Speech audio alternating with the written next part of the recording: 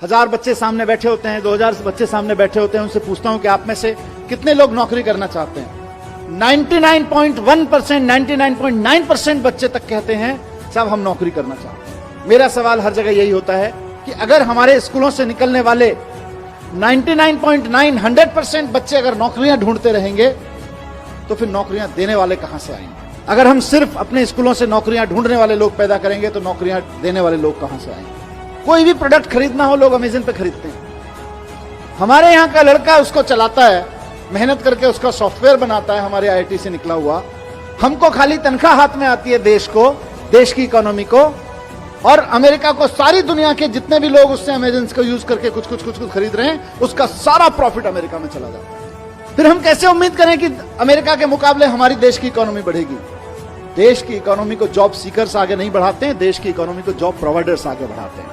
दोनों चीजों में, इकोनॉमी के पॉइंट ऑफ व्यू से भी और जॉब के पॉइंट ऑफ व्यू से भी। और इसको गांठ बांधने में चाहता हूं सारे प्रिंसिपल, सारे टीचर्स, हमारे जितने साथी हैं। जिस वक्त हम देशभक्ति की बात करते हैं ना, कि जब दुश्मन की सेना सामने खड़ी हो तो देश के लिए जान देना देशभक्ति है, लेकिन जब बेरोजगारों की सेना सामने खड़ी हो तो देश के लिए नौकरियां देना देशभक्ति है। आप अपने स्कूलों से देशभक्त पैदा करें। हम खूब 15 अगस्त मनाएं, खूब 26 जनवरी मनाएं, अपने लड़के लड़कियों को तैयार करें देश के लिए जान देने के लिए, लेकिन साथ साथ अपने लड़के लड़कियों को तैयार करें देश को नौकरियां देने के लिए। क्योंकि नौकरियां नहीं रहेंगी तो जितने सुसाइड देश भर में हो जाते हैं उससे कम लोग बॉर्डर पे मारे जाते हैं। अगर आप बॉर्डर की बात करें तो अभी दुश्मन की सेना से जो खतरा है वो तो होता ही है, किसी भी मुल्क को होता है, लेकिन सबसे ज्यादा खतरा देश के नौजवानों को आज बेरोजगारी से है। और बेरोजगारी का मुकाबला करने के लिए हमें देशभक्त पैदा करने पड़ेंगे, ऐसे देशभक्त पैदा करने पड़ेंगे जो हजारों हजारों लोगों को नौकरियां दे सके। हम चाहते हैं कि बच्चे का डर निकले, हम चाहते हैं कि बच्चे के अंदर कुछ नया करने की, कुछ बड़ा करने की हिम्मत पैदा हो। और अगर बड़ा करने की, नया करने की, कॉन्फिडेंस के साथ क्रिएटिव तरीके से करने की हिम्मत पैदा होगी तो ना सिर्फ ये अपने लिए बल्कि हजारों हजार लोगों के लिए और नई नई नौकरियां क्रिएट करते रहेंगे। 10 साल में 50,000 नौकरियां क्रिएट करना छोटी बात नहीं है।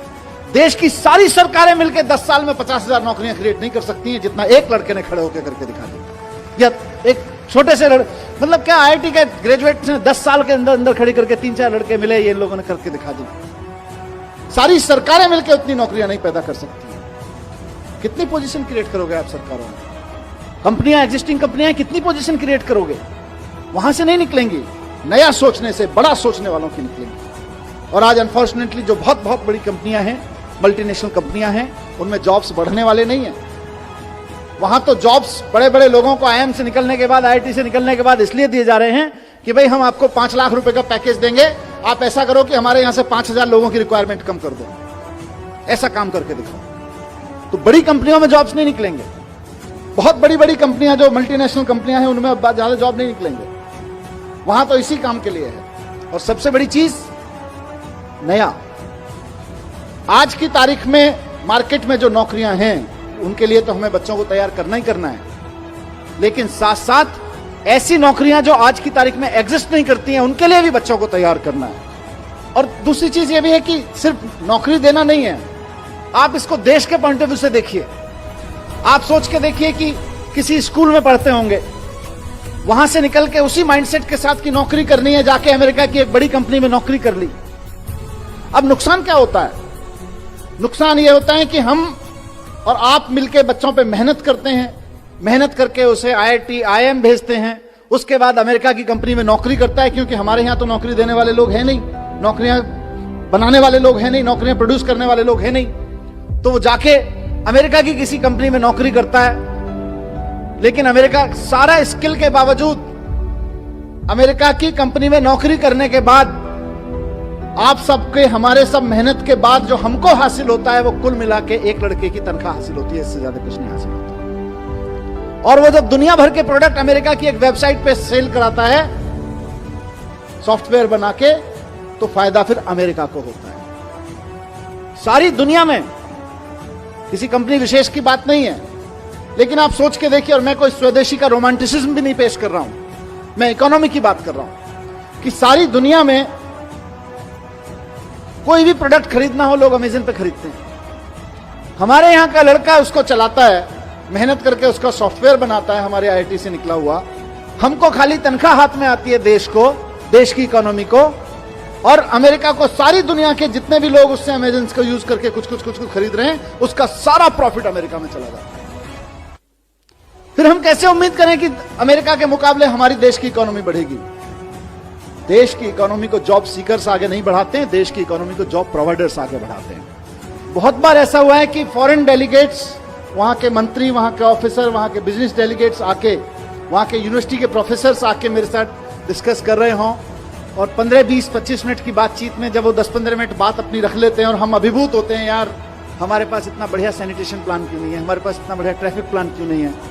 उसके बाद जैसे ही कहीं से एजुकेशन पे बात आती है और एजुकेशन से हैप्पीनेस पे बात आती है, उसके बाद उनका इंटरेस्ट अपना माल बेचने में नहीं होता। फिर वो बोलते हैं जी हम 3 दिन और हैं, हमें कोई स्कूल दिखा दोगे क्या? क्योंकि सारी दुनिया इस बात से जूझ रही है कि यार हम पढ़ा लिखा तो रहे हैं, हम सक्सेसफुल तो बना रहे हैं बच्चों को, लेकिन हैप्पी नहीं बना रहे। और बंदूकें सिर्फ पाकिस्तान भारत के बॉर्डर पे नहीं तनी हुई है, घर घर में तनी हुई है।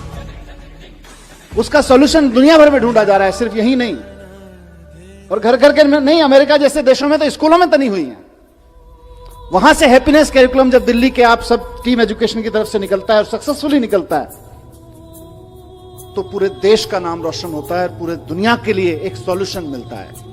उसी तरह से आज एंटरप्रेन्योरशिप कैरिकुलम के बारे में मुझे पूरा भरोसा है कि आने वाले समय में दुनिया की सबसे बेस्ट यूनिवर्सिटीज, दुनिया के सबसे बेस्ट स्कूल्स जो इस बात को लेकर बहुत कॉन्फिडेंट हैं कि आप हमारे यहां बच्चा भेज के देखिए, हम ये सुनिश्चित कर देंगे कि बच्चा किसी भी मैथमेटिकल कैलकुलेशन में गलती नहीं करेगा। हम ये सुनिश्चित कर देंगे कि बच्चा किसी भी ग्रामर, किसी भी ह्यूमैनिटी के सब्जेक्ट के किसी भी कैरिकुलम में गलती नहीं करेगा। वो इस बात को समझेंगे कि हमने बच्चे को स्किल्स तो दे दी है, नॉलेज तो दे दी, पर उस नॉलेज का बच्चा क्या करे, उस नॉलेज के सहारे अपनी जिंदगी कैसे जिए और दूसरों को जीने में मदद कैसे करे, उसको अगर अप्लाई करना है तो एंटरप्रेन्योरशिप कैरिकुलम को समझना पड़ेगा, एंटरप्रेन्योरशिप माइंडसेट को समझना पड़ेगा। और मैं बड़ी बड़ी बातें छोड़ दीजिए, दुनिया देखे ना देखे, हमें तो अपनी प्रॉब्लम भी तो देखनी है। हमारी अपनी प्रॉब्लम्स कितनी है?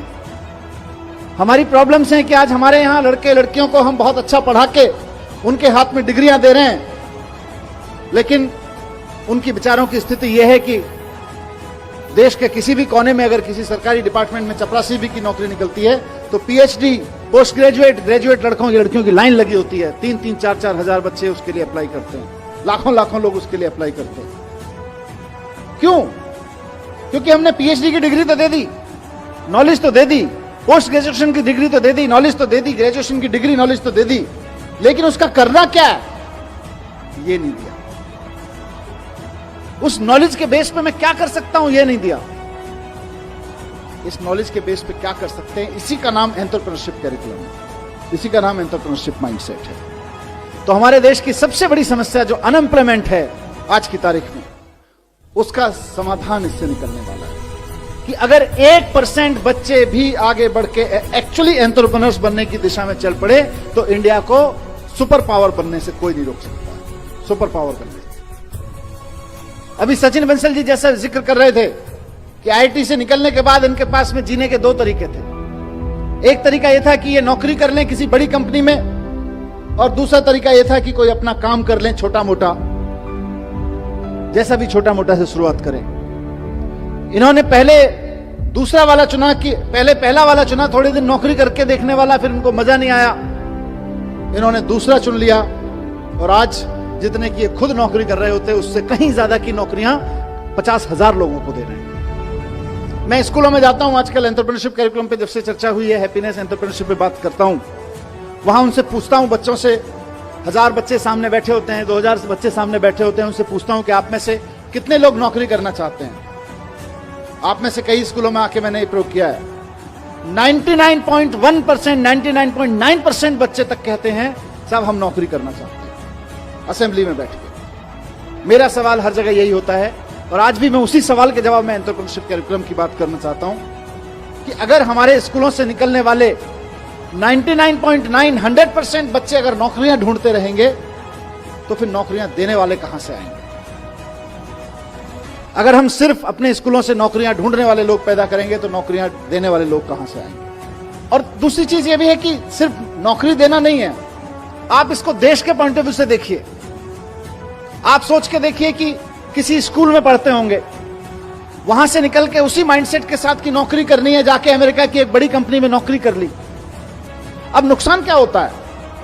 नुकसान यह होता है कि हम और आप मिलके बच्चों पे मेहनत करते हैं, मेहनत करके उसे IIT IIM भेजते हैं, उसके बाद अमेरिका की कंपनी में नौकरी करता है, क्योंकि हमारे यहां तो नौकरी देने वाले लोग हैं नहीं, नौकरियां बनाने वाले लोग हैं नहीं, नौकरियां प्रोड्यूस करने वाले लोग हैं नहीं, तो वो जाके अमेरिका की किसी कंपनी में नौकरी करता है।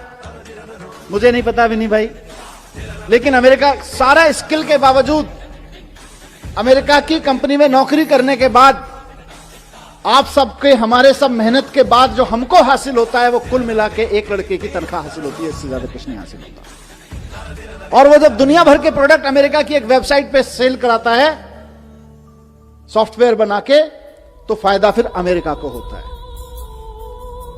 कोई भी प्रोडक्ट खरीदना हो, लोग अमेज़न पे खरीदते हैं। हमारे यहां का लड़का उसको चलाता है, मेहनत करके उसका सॉफ्टवेयर बनाता है, हमारे IIT से निकला हुआ।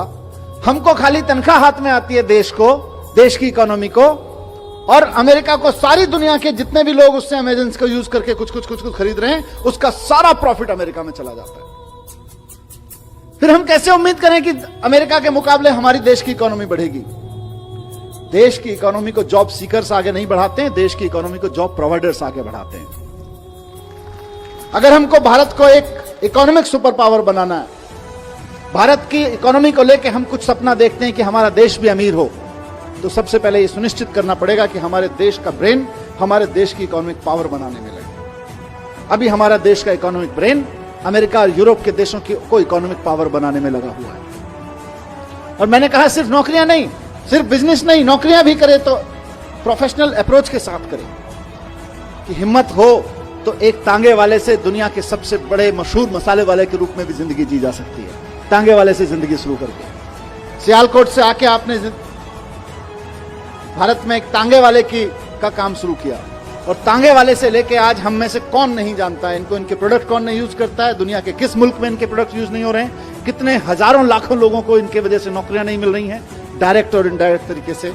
आप सोच के देखिए, ऑलमोस्ट कोलैप्स होने के कगार पे खड़ा हुआ एक परिवार हिम्मत से खड़ा होता है, और जब हिम्मत से खड़ा होता है तो सिर्फ बड़ा करता है, नया करता है, और ऐसा करता है कि हजारों लड़के लड़कियों को उससे नौकरियां मिलने लगती हैं।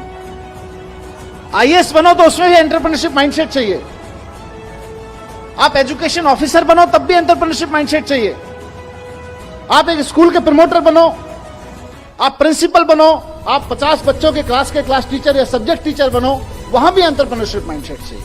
जो शानदार काम कर रहे हैं और स्ट्रगल कर रहे हैं, वो एंटरप्रेन्योरशिप माइंडसेट के साथ कर रहे हैं। अंतर सिर्फ इतना ही है, उन प्रिंसिपल्स में एंटरप्रेन्योरशिप माइंडसेट है, उन टीचर्स में एंटरप्रेन्योरशिप माइंडसेट है। बहुत बहुत बधाई देता हूं कि हमारे लाखों बच्चे नया सोचें, बड़ा सोचें,